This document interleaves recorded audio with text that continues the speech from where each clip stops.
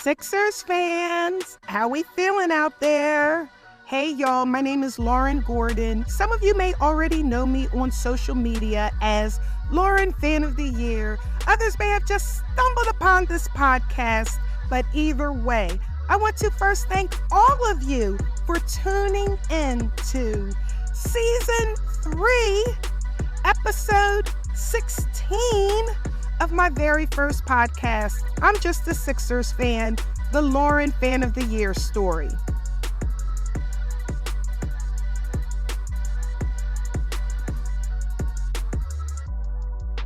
Now let's continue the story.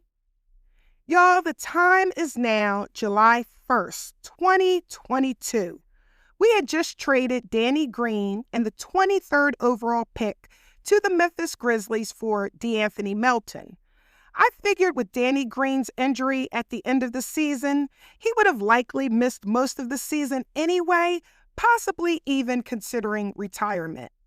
I was also shocked, yet grateful to hear, James Harden declined his $47.4 million player option for the upcoming 2022-2023 season and intended to return on a contract in free agency that gave our Sixers financial flexibility to beef up our roster.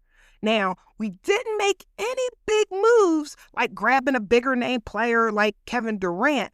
However, with the addition of PJ Tucker and Daniel House Jr., we were able to at least upgrade our bench.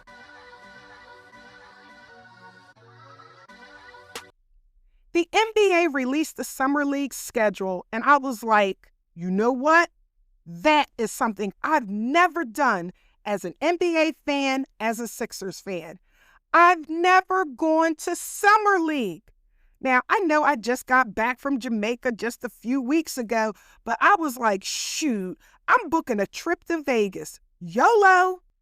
Looking back on this now, you would think I was balling. But honestly, y'all, I do my research, and I am always able to find a great deal. Once my bills are paid, I have a number in mind, and I will research different travel websites until I am able to find a deal within my budget, or I don't go. I knew I could find a good deal in Vegas. There are always great deals in Las Vegas.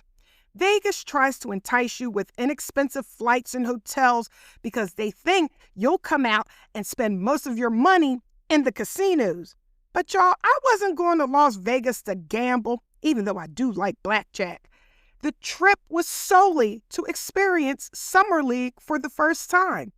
I was able to take full advantage of a cheap flight and even book a decent hotel on the Vegas Strip.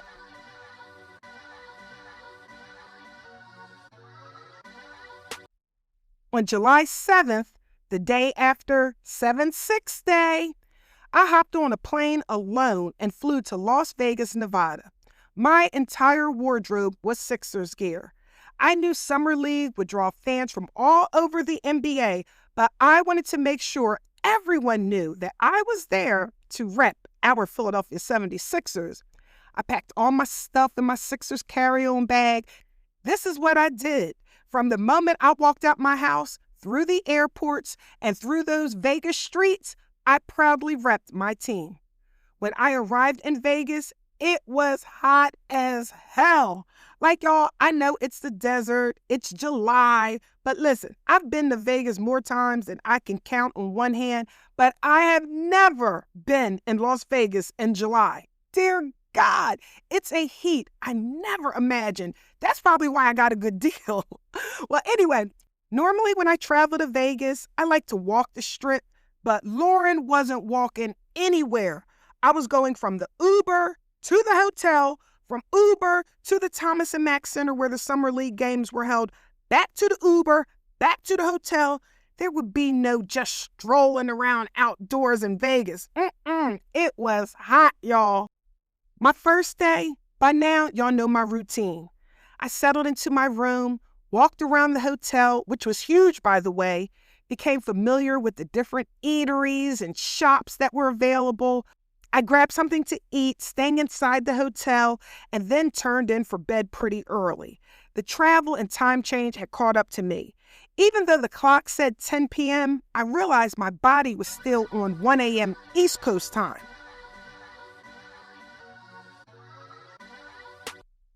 The next morning, July 8th, I got up around 6 a.m., which was 9 a.m. back home. I got up, got dressed. I threw on my Iverson jersey, the one of him on the cover of Slam magazine, and printed on the front, right? And then I went to a spot that I had found on the first floor for breakfast. I needed that morning coffee. I couldn't believe it. My ass was in Vegas. I laughed at myself and I was like, I am truly living the life that I always dreamed of. I walked around the hotel a little bit. Oh my God, there were so many NBA fans there. And then I decided to Uber over to the Thomas and Mack Center. I must also mention, for those of you who don't know, the Summer League games are like a week long of all-day exhibition games with all the teams throughout the league. It's mostly the incoming draft class and the younger players. My Sixers weren't playing that particular day. They weren't scheduled to play until the following day on July 9th. But y'all, I am a basketball fan. I enjoy the sport. I stood in line to show my ticket, and as I walked through the doors, I was in heaven. This was a basketball fan's dream. Normally when I go to road games, I'm used to seeing the fans wearing the hometown jersey, but to walk into the Thomas and Mack Center and see all of these fans wearing every single NBA team jersey, y'all, was a sight to behold. I immediately felt the energy and all of the fan passion. And to be able to watch unlimited NBA basketball games, y'all, was amazing. I felt like I was in Disney World. I watched so many games that day between so many different NBA teams, and it was so much fun. And for my day one, I had a general seating ticket, so it was easy for me to get a single seat close to the court. Whenever I felt like I needed a break from watching basketball, I just get up, walk around the concourse. I took lots of selfies and photos and videos of this incredible experience. I wanted to be able to share it all with my family and friends. Out in a concourse, there was a fan wall where fans could write messages with different color Sharpie markers. I wrote, "Clap your hands, everybody!" Exclamation point. 10-9-8-76ers! Exclamation point, exclamation point, exclamation point. I noticed other fan messages like, "Go Warriors! Let's go Phoenix! Detroit basketball! Go Heat!" I loved it. And I was also able to take a photo with the Larry O'Brien trophy. There were so many photo ops. The only thing I was disappointed with was the food selection. There were hot dogs, hamburgers, chicken tenders. But y'all, I'm pescatarian. I couldn't eat that. I was like, damn, at least offer a plain cheese pizza. I was so glad I ate that full breakfast back at the hotel. But y'all, I would be there all day watching basketball. And let me point out that the Thomas and Mack Center was part of UNLV, and it was in the middle of nowhere. So it wasn't like I could run out and just go someplace else to find something to eat. I could only eat what they had available. I remember later on in the day, I ended up spending an arm and a leg for French fries just to hold me over until I was able to Uber back to the hotel at the end of the day and get a decent dinner. I remember stopping at a restaurant near the hotel lobby and ordering shrimp lo mein. I was full and tired by the time I got back to my room. I needed to get a good night's sleep so that I could be ready for tomorrow. Today, I watched the other teams play, but tomorrow I get to watch my Sixers play in Summer League basketball. I woke up early the morning of July 9th. I threw on another Iverson jersey. This one was a red and blue ombre. Red at the top, and did it transition into blue at the bottom. It had Fila across the front, Iverson on the back, the number 3 on the front and back, in red font, outlined in white. I wore my white shorts, my flip-flops. I went back to my little breakfast spot downstairs on the first floor, ate another full breakfast, French toast, eggs, hash browns, some fruit, and a couple cups of coffee. I wanted to make sure I had a really good meal because remember, there wasn't a good food selection over at the arena. I checked the time and it was still super early, so I went back to my room, chilled for a little bit, and then I decided to Uber over to MGM and walk around. It's one of my favorite hotels on the Strip. It was already feeling extremely hot. It was already 90 degrees before 10 a.m. And once I got to MGM, a lot of the hotels had an indoor connector bridge, which allows you to walk between different hotels without having to go outside. And I was like, as long as I'm in the AC, I am fine. And it was nice just to walk around and look at the different attractions and different shops and things. And it was so much fun just seeing so many NBA fans all over Vegas. All of the teams were represented. I would get especially excited when I saw someone repping our Sixers. There weren't many of us out there. There were a lot of Golden State Warrior fans wearing Steph Curry's jersey, lots of LeBron jerseys, Nikola Jokic, Luka Doncic. And y'all, it made sense because we were on the West Coast. But every now and then, I bumped into someone wearing a Joel Embiid or James Harden jersey. Both Embiid and Harden were the top 10 selling jerseys that year. It felt like home every time I saw the Sixers logo. Somehow I ended up in the New York hotel, and I found a place to sit down near a fountain. I made a Facebook post. I'm seriously spreading Sixers love out here in these Vegas streets. Before I leave, I'm going to have everybody clapping their hands for our Philadelphia 76ers. I looked at the time and decided to head on over to the Thomas & Mack Center for another full day of basketball.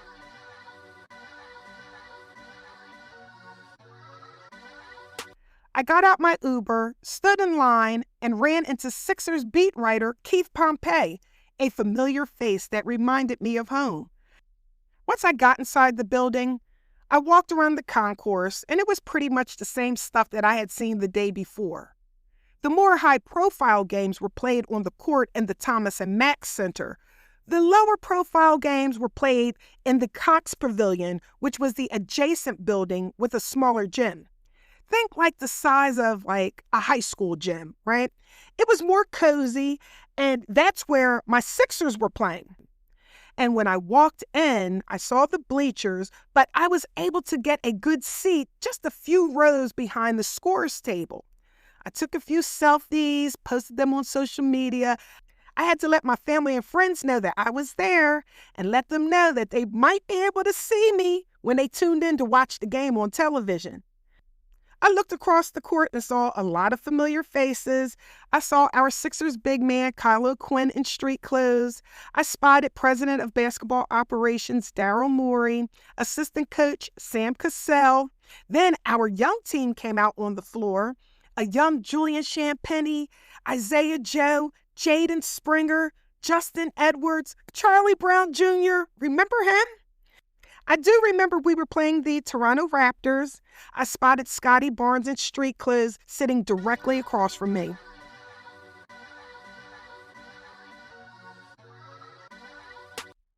Once the game started, it felt like most of the people in the stands were cheering for the Raptors, but it was cool.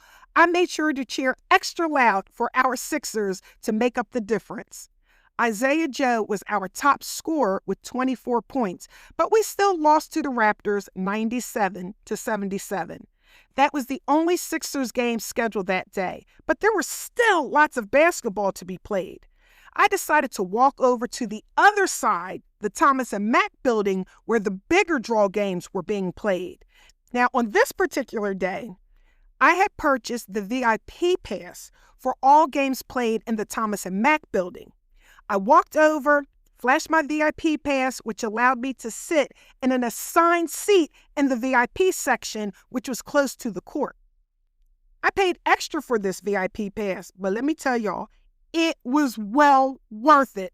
As I came down the steps of the lower level, I flashed my VIP pass to the arena ushers who were wearing yellow jackets, and they instructed me to keep walking towards the usher who was at the very bottom of the steps. Now remember, y'all, I told y'all, The day before, I had general seating, and you just had to find a seat wherever there was one available. But with my VIP pass, I had an assigned seat just a few rows up and a little to the right of center court. It was perfect. I continued to walk down the steps towards the court and was greeted by the last usher. I showed her my pass, and she was all about her business. She had no problems telling fans, I'm sorry, sir. You can't sit in this reserved section. The general seating is on the other side of this road. And without missing a beat, she looked at my pass and pointed to my seat and said, girl, look who you're sitting in front of. And at the time, the person had his back towards me. I couldn't really see his face. The arena was so loud and I couldn't hear her, so she cupped her hands over her mouth and whispered, it's Rondell Sheridan. I was like, who? She cupped her hands again and leaned in and said a little bit louder, Rondell Sheridan. Don't you watch Disney Channel? And I shook my head no, and as I scooted past her to get into the aisle and over to my seat, I whispered back, girl, I'm too old for Disney Channel, but I'm sure my kids know who he is. Just as I was about to sit down, I got a good look at his face. Y'all, sitting behind me was Rondell Sheridan, but I knew him as Raven's dad. I said, oh my God, I know you from That's So Raven and Cousin Skeeter. Y'all, listen, he was so cool. He just smiled and laughed and said, well, hello there. And then he saw me in my Sixers jersey and said, I know you didn't come all the way from Philly to be here. Well, y'all, blushing and with great pride, I said, actually, I did. He was like, oh, you must be a real fan. I said, oh, yes, I am. I immediately texted my kids. I couldn't believe Raven's dad was sitting behind me. I settled in my seat, and y'all, it was hard for me to focus on the game. And honestly, I couldn't even tell you which two teams were playing. My Sixers weren't playing, so I wasn't that invested. The game had already started, and we were well into the first quarter, and I wasn't rooting for either team, but I could tell that Rondell Sheridan was a huge NBA fan because he knew a lot. He knew the players. He knew the game. And we were just talking about the different teams and the players and just basketball in general. And remember, because he sat behind me, every now and then he would lean forward and I would turn a little bit in my seat and lean back so that we could talk about the game. In addition to basketball, I told him how I was a fan, but my kids were huge fans of his, Raven Simone, That's So Raven, the Disney Channel, all that stuff. I wanted to know what it was like working with Raven Simone. He had nothing but positive things to say about his co-stars. Then my daughter Corey called me after receiving my text message. I answered the phone and said, girl, Raven's dad is sitting right behind me. And then I hit the FaceTime button on my iPhone. I said, Corey, look. And I put it so that Rondell was sitting right behind me and he's staring at her through the camera. And I just handed him my cell phone. He was on FaceTime with her. And even though it was loud in the arena, I could hear Corey's excitement through the phone. Rondell was kind enough to chat with my daughter for a couple minutes. I took the phone back and Corey and I were cracking up. She couldn't believe it either. She was like, oh, Fatty, that's her nickname for me. Oh, Fatty, I'm so happy for you. I know you are having a ball in Vegas. I said, yes, I am.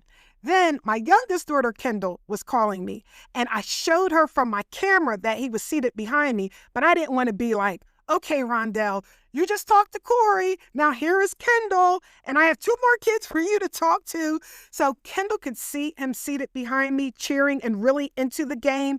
But she also understood why I didn't want to keep distracting him from actually watching the game.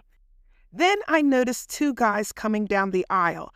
They stopped to talk to our usher, who pointed to the two seats in the row behind me next to Rondell.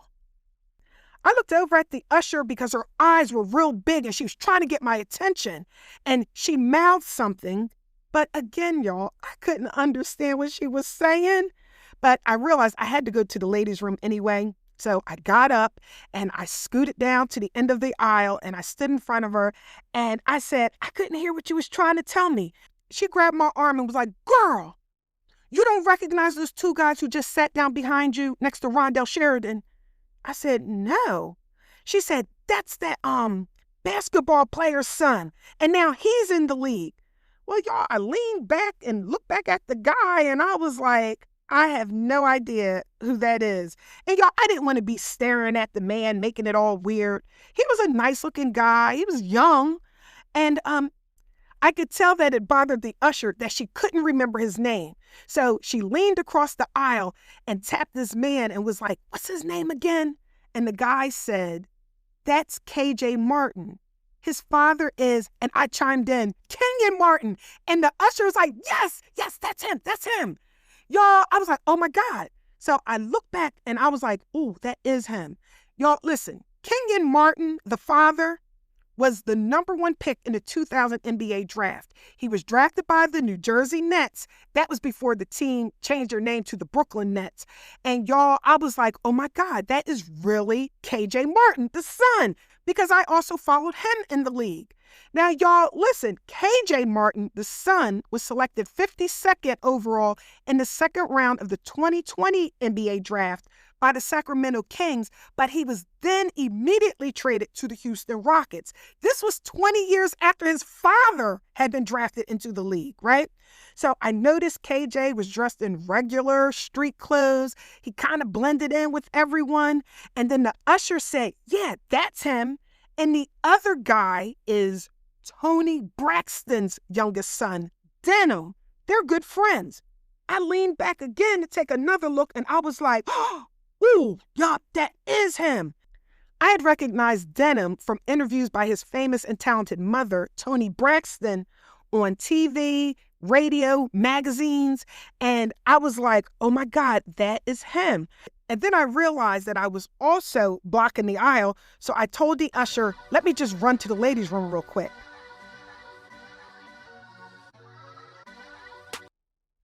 I quickly ran up the steps to the main concourse to use the ladies' room, but then quickly returned back to my seat. As I turned to walk into my row, the usher jokingly said, you don't be paying attention. There are athletes and celebrities all around you, and you don't even recognize them, right up under your nose.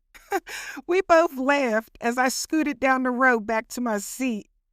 I turned around and had a few words with Rondell, and then I immediately looked at KJ and Denham, and I said, hi, I'm Lauren, and I'm the biggest Sixers fan you'll ever meet. I smiled and looked at KJ and said, are you KJ Martin? And he just nodded yes. I said, I'm a huge basketball fan, and I remember when your dad was in the league, and it's nice to now watch you play. I've seen you play. You got a nice game. Shy and very modest, KJ smiled back and said, thank you, while he sipped on his drink. He locked back into the game. I then looked over at Denham, who appeared to be a little younger, and I said, is Toni Braxton your mom? And he nodded his head yes. I said, I'm also a huge fan of your mom and your entire talented family. Denham smiled, looked at KJ, almost to say, like, who is this lady? But then he looked back at me and said, thank you. I said, it's so nice meeting y'all. You both come from talented families. Wow. They bust out laughing. And then I said, well, can I take a selfie with y'all? And they agreed. They gave me a little half smile, but it was cool. They probably just wanted to watch the daggone basketball game, which I didn't have much interest in watching. I had more fun, y'all, talking to the people seated around me in my section. It was like our own little party. I wasn't just talking to Rondell and KJ and Denham. Y'all, the whole section was lit, even the usher, right? We were all into watching the games, but y'all, I was more entertained by talking to the people in the section than the actual games that were being played. And then at one point, I remember talking to KJ, and I said, you should come play for my Sixers. You would love Philly. And you know what, y'all? I spoke it into existence because fast forward to a year later, KJ Martin was acquired by our Philadelphia 76ers on November 1st, 2023. He would end up part of that blockbuster trade that sent James Harden to the Los Angeles Clippers. But y'all, that's jumping ahead of the story.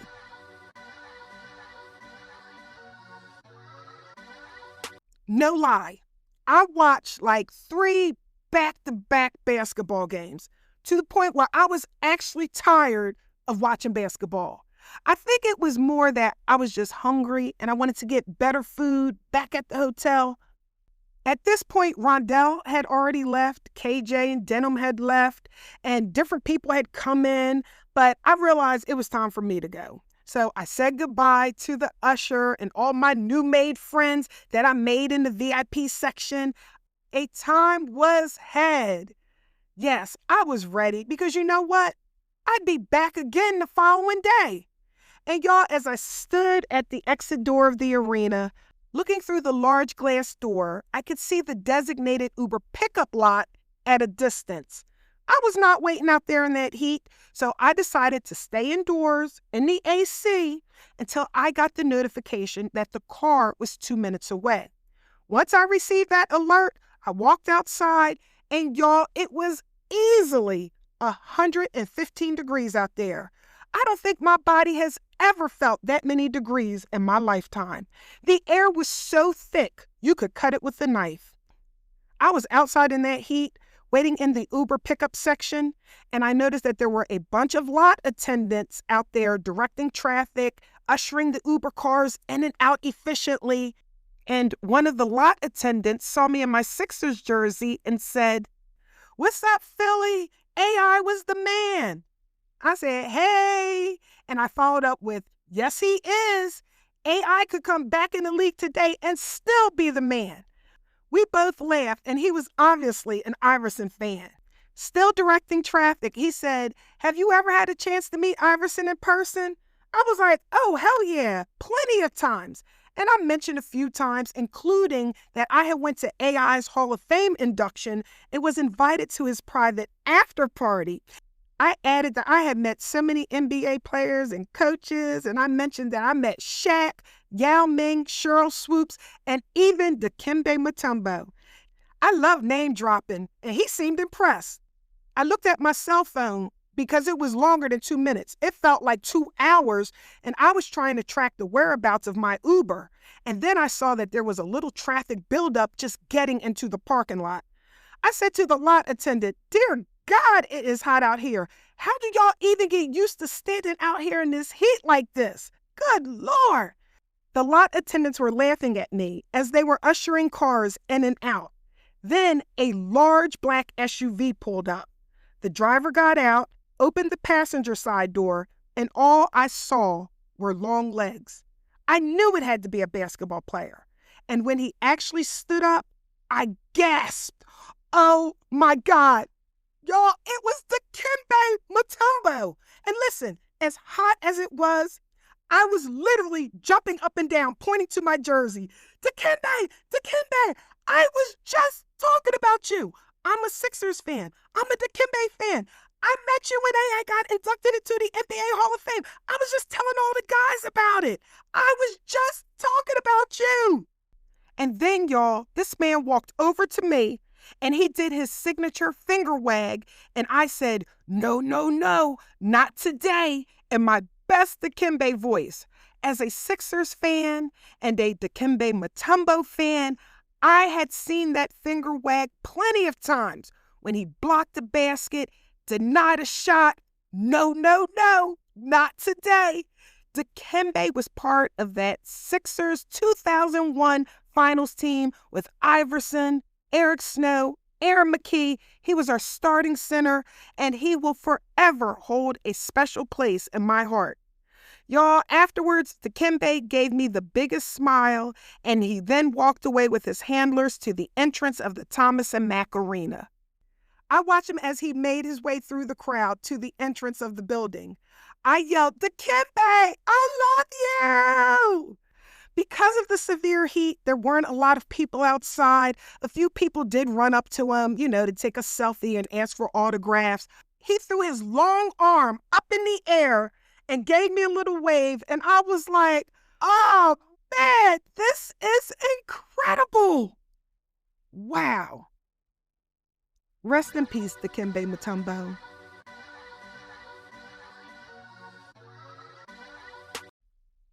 Now, the lot attendant who I was talking to, where I was name dropping, He was just shaking his head in disbelief. He said, "Yo, that's wild. You was really just talking about him, and that man just got out the car." And then he says, "That exchange happened because of your positive energy." And I was just like, oh, wow, thank you. Because y'all, I do believe in that stuff. It was an incredible day.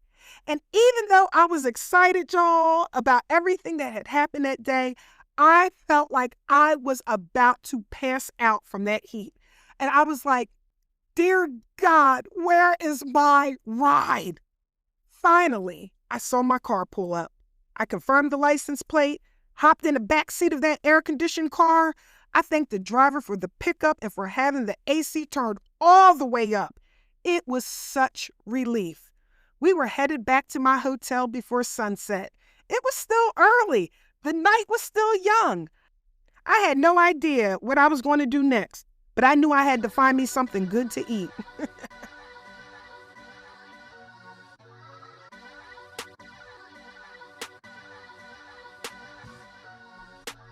That concludes season 3.